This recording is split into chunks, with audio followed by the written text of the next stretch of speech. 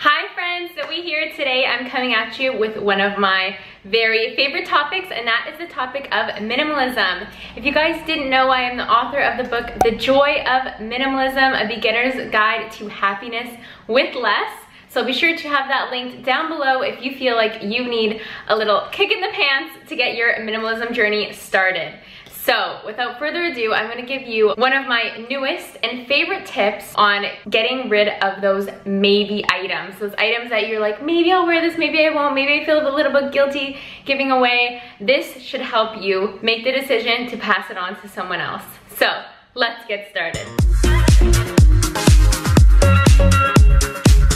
Alright, so this idea came to me recently, and I got the idea from when I was helping my amazing friend Sophie declutter her closet. So I do have some live action declutterings on my channel, which I'll be sure to link down below, and also the minimalism playlist if you're new to the channel here. So what happened was Sophie and I were going through her belongings, and we came across a Calvin Klein sweatshirt.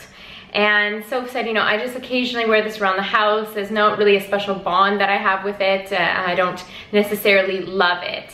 So in the way that I speak about minimalism is that everything that you obtain into your life, everything that you choose to surround yourself with, invite into your life, all of those things, whether it be, you know, tangible items, what's in your bedroom, or people, you should love everything. And if you don't, then it's time to reevaluate. So when Sophie and I were looking at this Calvin Klein sweatshirt, I kind of made the connection. I'm like, you know, this is kind of one of those brands that's quite trending, that is good quality, and, you know, the whole My Calvins campaign. And then Sophie and I began to talk about, you know, I bet there's like some young teenage girl out there who could find this at a thrift shop or have it donated to her, and imagine how excited she would be to come across something like this.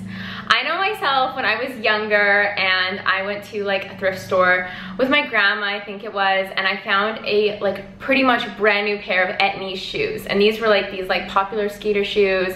And when you're in high school, when you're a teenager, brand names, and unfortunately that's when we kind of get under the influence of like, you kind of need to wear this brand, or you should own these shoes or these pants. And it's all extremely overwhelming, especially when you're just all new to this whole like brands and kind of like judgment sphere. And it's, you know, it's unfortunate, but it's all part of the learning and growing process. So Sophie and I started to build the scenario in our minds of, imagine there's this like young girl who comes across this sweatshirt and she is just so ecstatic about it. So I'm encouraging you guys, any of those pieces in your maybe pile, let's say any, like a vase you might have, like consider thinking about the next person who's going to obtain this item. Because if you're choosing to donate or you're choosing to pass it on to someone, you're choosing to give them the gift of joy. That this item no longer serves that love, excitement, joy, purpose for you, so you're going to give it to someone else.